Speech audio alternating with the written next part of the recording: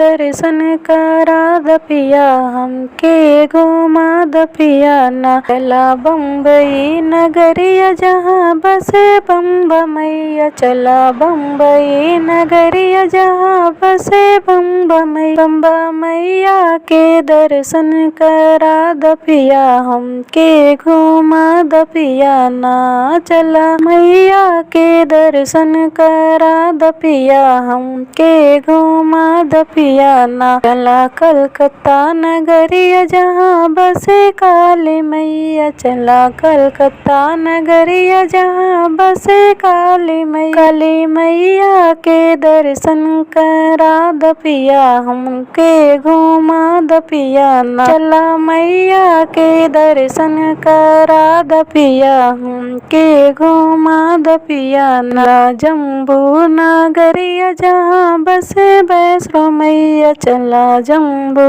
नगरिया जहाँ बसे वैष्णो मैया के दर्शन करा द पिया हमके घुमा द पिया ना। चला मैया के दर्शन करा द पिया हमके घुमा द पिया ना। चला मैहर नगरिया जहाँ बसे शारदा मैया, चला मैहर नगरिया जहाँ बसे शारदा मैया के दर्शन करा द पिया हमके घुमा द पिया ना। चला मैया के दर्शन करा द पिया हमके घुमा द पिया ना। चला विंध्याचल नगरिया जहाँ बसे विंध्यवासिनी मैया, चला विंध्याचल नगरिया जहाँ बसे विंध्यवासिनी मैया के दर्शन करा द पिया हमके घुमा द पिया ना। चला मैया के दर्शन करा द पिया